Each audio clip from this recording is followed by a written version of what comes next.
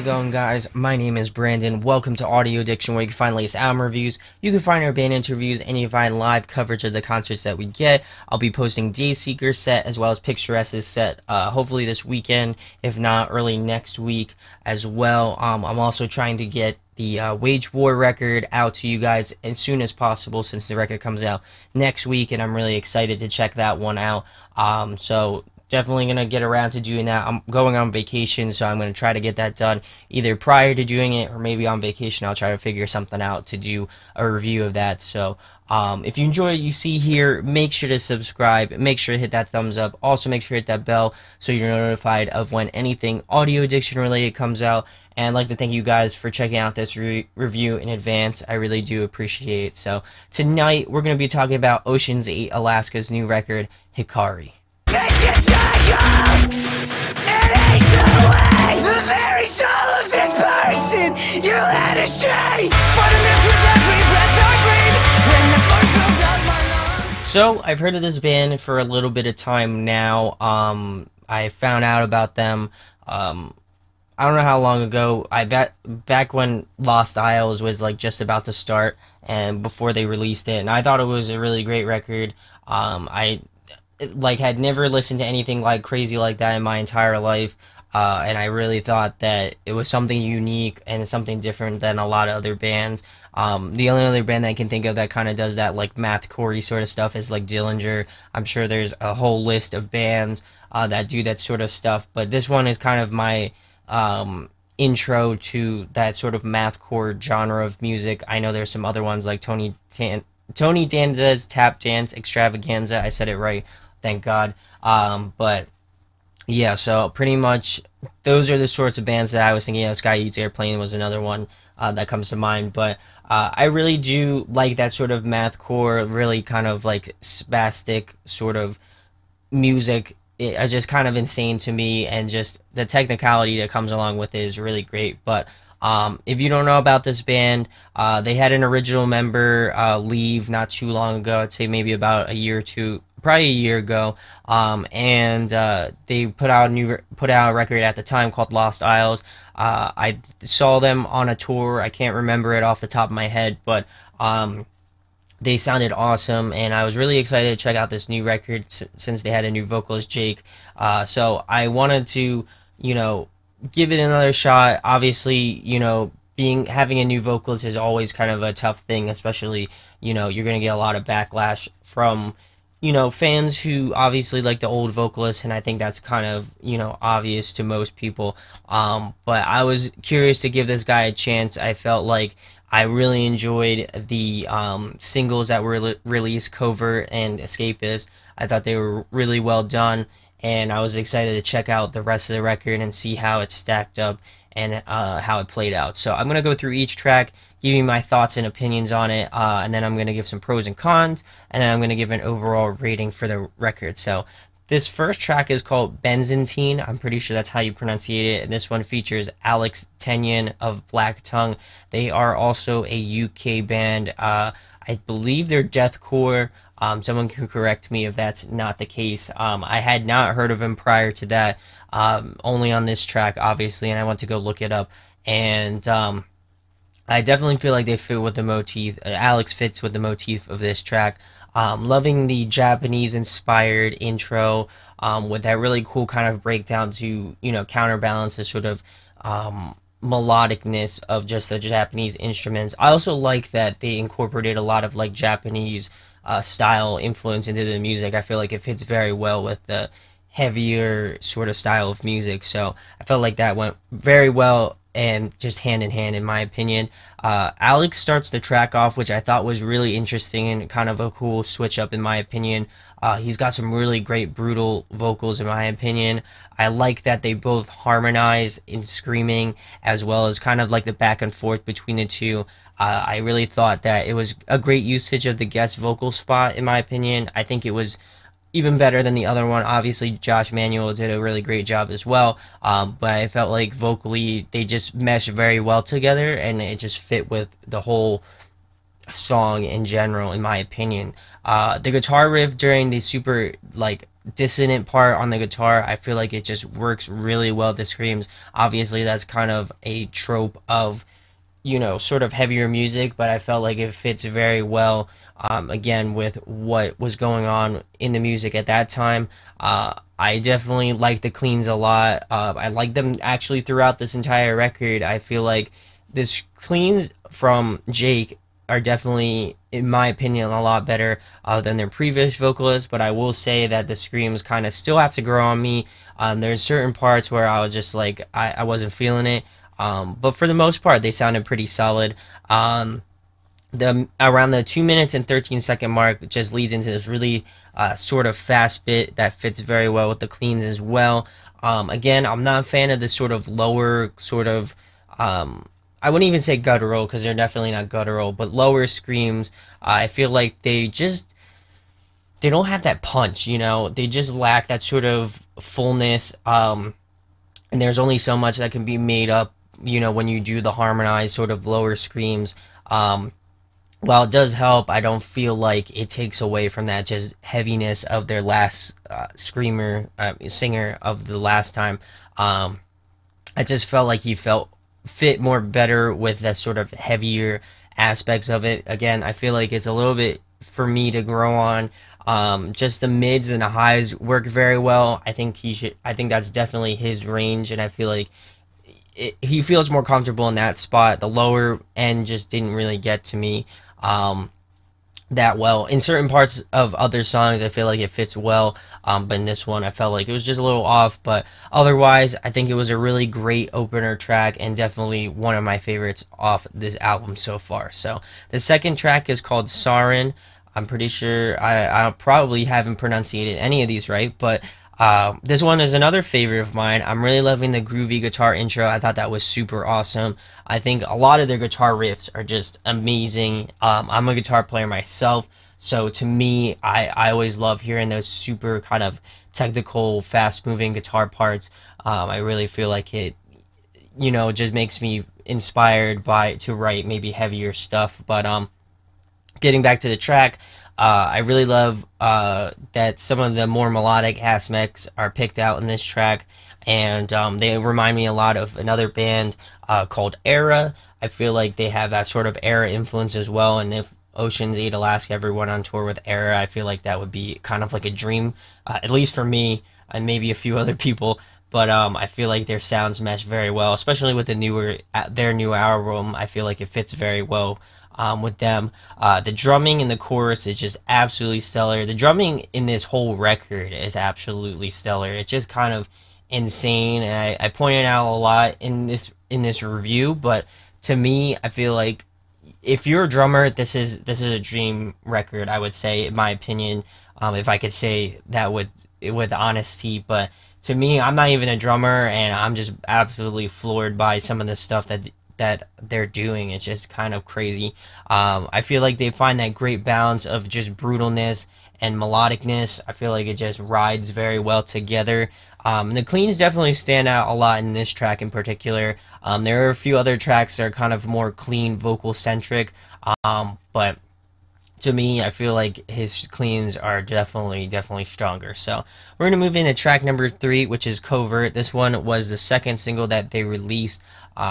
And I don't think they released a music video for this. I think they released like a lyric video, but that's besides the point. It's definitely one of my favorites as well. I really like what they did with the vocal harmonies in the with the cleans and screams in the chorus. I feel like that mixes very well together. I would even probably like to hear that more often. It would have just been really cool. The gang vocals before that breakdown part definitely get me hyped, and I love that little drop. It was so sick. And then just that breakdown, like I was mentioning, from the 1 minute and 40-second mark to the 2 minutes and 4 second mark just went super hard. Just some of the breakdowns on this record were just gnarly. So that's definitely one that caught my ear and I enjoyed, as well as just the end of the track ended with a sort of cool acoustic guitar outro. I feel like it was a nice switch up from what typically goes on in sort of heavier sort of end of a track. I feel like it was definitely a cool little switch up again, and I feel like it fit very well with this track. So we're gonna move it into track number 4 with it, which is Hansha. I'm pretty sure I don't even care anymore if I pronunciated them wrong. I feel bad, but I'm gonna have to get over it. But this one is one of my favorites as well. I definitely read. I think it was something on Alter the Press before this was released, which I was working on it today. But they said something about this being like almost an electronic piece for a side project that they were gonna do, but it ultimately got worked into a track, which I thought was really interesting.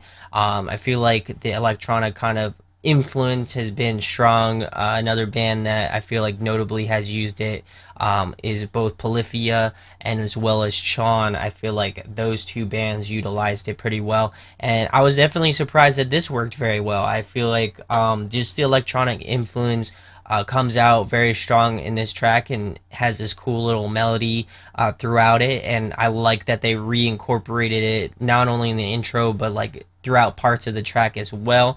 The melodic lead guitar line was something that I definitely picked out, and I felt like it meshed very well with not only the electronic parts but also the rhythm guitar as well. I would say this track is primarily screams. I would say maybe like 80, 85-ish amount of the track is cleans. I would say that there's maybe like a part in the middle ish of the track that is just screams. But other than that, it's primarily all cleans, and I feel like that was awesome. I like the little hints of Japanese instruments throughout this track as well. Obviously, that's a common theme throughout this record, and it was definitely a bit of a change up to me, but I felt like it worked very well. The way they incorporated it was very well done too, and it definitely has that like melodic vibe while keeping still with the heavy, feelings of this track. So to me, I feel like they balanced that out very well. So we're gonna move into track number 5, which is Dead Weight. Just that intro will absolutely floor you. It was just the first time I listened to it, I was just like thrown back. It wasn't even funny. So this is just insane. The drumming is absolutely nuts on this track. I would say it's probably the most technical track. Maybe Escapist was a really close second, but I would say those two are probably the two most technical tracks in my opinion. Kind of to counterbalance Hansha, this track is primarily screams. I would say like 100% screams, without a doubt. I would say that this track also has some of the heaviest moments on the record, in my opinion. One in particular, the 1 minute and 33-second mark to the 1 minute and 50-second mark, just goes super hard, and is probably one of the most brutal parts off the record, in my opinion. The fast pace is just fast paced and aggressive throughout. This one kind of just does not let up, and it just is just in your face, just gut wrenchingly good. The screams I felt like were really solid on this track as well. Obviously, some of the lows fit very well, so I really didn't critique that too much. But overall, really enjoyed that one. So we're gonna move into track number 6, which is for I don't know.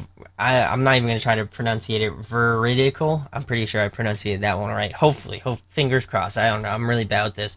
But really cool usage of the Japanese instruments again in the intro, and again incorporated throughout. I feel again that's a really common theme throughout this record. If I didn't make it evidently clear, but I feel like it fits very well. Definitely a cool little interlude sort of track and instrumental track as well. There's no vocals whatsoever, which I thought was a kind of a cool thing. I don't know if they did it on Lost Isles. I haven't listened to it in a minute, but I like hearing the musicianship. I feel like that kind of gets, I wouldn't say gets put in the back because you can definitely hear it, but it's cool to hear just them just go ham on a track. While this one's probably not the best example for it, I would say that it's cool to have that kind of break. It's like almost a musical palate cleanser in my opinion. Sometimes I wouldn't say the screams get old, but it's definitely kind of a switch up, and a nice switch up at that. So we're gonna move into track number 7, which is Entrapment. This one is also one of my favorites as well. I know I keep saying a lot of favorites, but honestly, all of it's so good. The drumming is absolutely gross on this track. It still blows my mind how good it is, and just how good their drummer is. I I put a question. I basically said, "Is he even human?" Well, I guess we'll have to find out because he literally has not put out an in. I feel like he hasn't wrote a bad drum part on this record at all. It's like kind of insane how good it is. The 1 minute and 6 second mark. There's this really cool kind of drop. Like I feel like they use like a down tune pedal or something like that. And it goes from like this cool kind of like almost metalcore sort of stuff sound to like it has to be like drop G or something like that, and then it just goes to straight like gen. It's insane.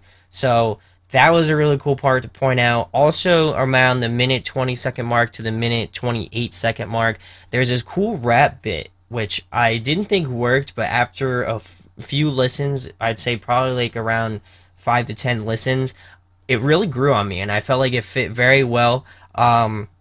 It was just definitely an interesting little thing at that. And the rap part definitely was reminiscent to me of Hacktivist, another sort of, I wouldn't even say they're kind of genty and also like rap corey. So I feel like that was a really cool homage to them if that was the case.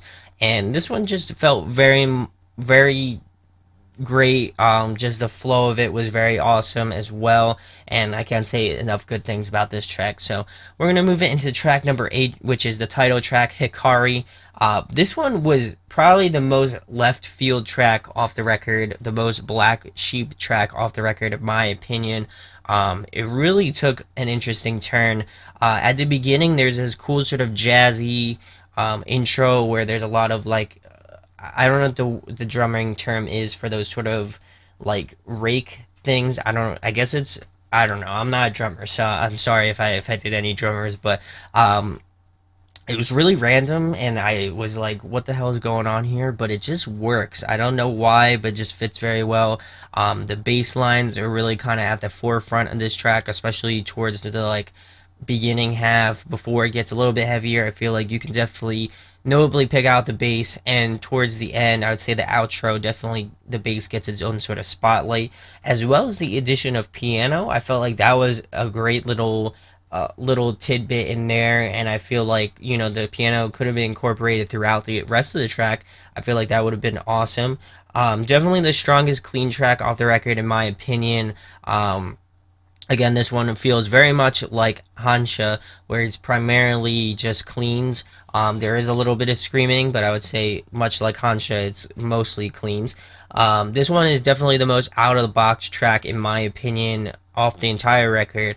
And it definitely has, towards the end, has that sort of Issues vibe, which is a little bit of a precursor to the, a little bit of tracks beyond this one. But I really thought this one was an interesting one, and I thought it was one of my favorites as well, too.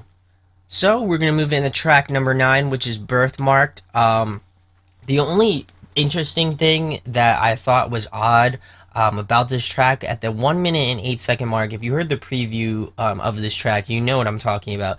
They had these sort of like babies crying and screaming in the breakdown, which I thought was a little bit odd in my opinion, but I do get the symbolism behind it. Obviously, it's birthmarked babies. You get the gist. But I felt like it was kind of an interesting thing stylistically. I don't know if I would have chose that, but I thought it was interesting nonetheless. The chorus is really solid. I'm really liking the cleans, as I mentioned. I feel like the cleans are definitely the strong points of this band so far. The screams definitely need a little bit of work, but I would say the cleans are really solid in my opinion. Around the 2 minutes and 38 second mark to the 2 minutes and 43 second mark, there's this really sort of suspenseful part that kind of sets up into one of the heaviest breakdowns on the record, and I would definitely say this is up there at the 2 minutes and 44 seconds on, pretty much drops you on your neck, I would say. And I would almost say that this one is up there with the heaviest moments on this track, in my opinion, and on the album. It's just super, super brutal, and I feel like it's a great track nonetheless. So we're going to move into track number 10, which is Yukiko. I have no clue. But this one features Josh Emanuel of Issues. I thought the backstory behind this track was interesting. Ocean's 8 Alaska played on Warped Tour last year. That was when I saw them. But I saw them prior to that, even that. But they obviously we're on Warp Tour together, and Josh and Ocean Date Alaska's drummer would be like playing drums with each other, and they thought that, wouldn't it be great if Josh was on our track? So to me, I feel like that was a really kind of cool little tidbit about the album. But I really think Josh is a great drummer. I feel like he fits very well with Issues, and it's cool to see, a drum centric track, much like the track on uh, Texas in July's most recent record, Rest in Peace. But with Adam Gray and Matt Grainer, obviously it wasn't like a full track, but just the feature, that's what it reminded me a lot. So I thought that was really cool. I feel like, again, this is basically a drum focused track, and just the drumming on this is absolutely impeccable as well. I thought Josh did a great job, but I definitely feel like Ocean's 8 Alaska's drummer took the show, without a doubt. I would honestly say that he's probably the best drummer in the metalcore scene at the moment, in my opinion. I don't think he's going to be beat for a little bit of time. I think Matt Grainer is great as well, but I feel like their drummer's just on another level in terms of like what he does in that regard. No knocks to Matt Grainer. Always Burns Red's one of my favorite bands as well. So I feel like it's very close between those two. Maybe tied. I would say tied. I wouldn't say I wouldn't knock Matt Grainer. I feel like he's up there. Also, Adam Gray's up there too. But getting back to the track, the guitars add a nice little texture to the track. But obviously the main attraction is basically the drums in this track. So we're gonna move into track number 11, which is the final track, Escapist. Most of you have probably already heard it, and it is one of the singles as well as the first single. They released a music video with it, which I thought was really cool as well. It's definitely one of my favorites. The intro definitely feels like a modern sort of metalcore track, and just the drumming is just, again, I know I keep mentioning it, I feel like a broken record for saying it, but just the drumming on another level. Like, seriously, on this track, it was just nuts. If you haven't seen the drum through of this track, it's just mind-blowingly good. But definitely my favorite drumming track off the record, in my opinion. Just the transitions as well, just not only in this track, but just the whole record, just flow very well together. Obviously, it's a mathcore sort of band, but I feel like it's something to point out, is just that how fluid they are with just the different sort of time signatures, all the sort of things. I feel like that replicates very well live too. I would say that they're very tight, with just all the changes as well. So that's really great. Just the minute and 15-second mark to the minute 25. Just the footwork is absolutely insane, and I would say also at the minute 26 to minute 45 is probably my favorite breakdown off the record. Definitely another heavy moment on this record as well, and just pretty much the 3 minutes to the end, just the sort of breakdown and the incorporation of Japanese instruments to kind of take this track kind of full circle. I feel like, or album full circle is what I meant, but I just felt like it just rounds out the record very well, and I feel like it's a great way to end off the record. So I'm gonna get through some pros and cons. The transitions, I feel like I've mentioned them a lot, but I feel like just the switches between all the guitars, the drums, the bass, the vocals, I feel like everything fit very well. Clean vocals, I really enjoyed. A con that I would say is just the screams, definitely need to be worked on. There were certain parts where I really enjoyed it. I would say more mid-range and high-range, I really enjoyed a lot. The lows were just a little bit weak, in my opinion, especially in certain parts. But for the most part, I think it sounded really great. I feel like they incorporated his cleans very well in tracks, and as well as the screams. I think tracks to be highlighted by tracks vocally that are just great, I would say, are Hikari, for cleans. I would also say Hansha is a really good one as well. And then for screams, I would say Deadweight was a really good one. And I would also say Benzaiten was a good one. And maybe Birthmarked, I would say, were probably the three best ones in terms of screams.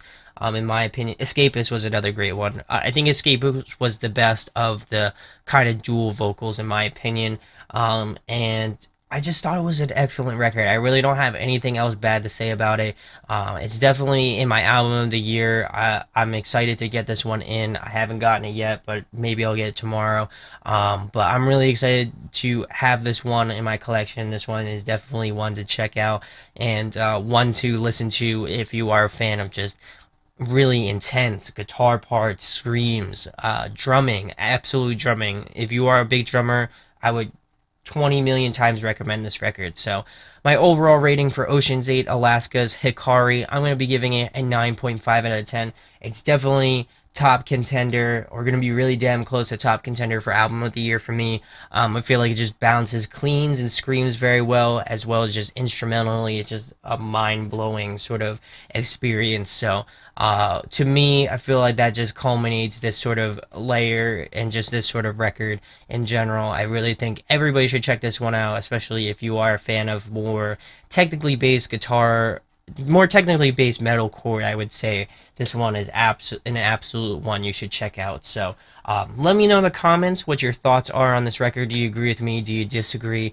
I would certainly love to have a conversation about it. I'm really excited for Wage War's new record, Dead Weight. I'm really excited to check that one out. I really like Stitch and like all the other tracks.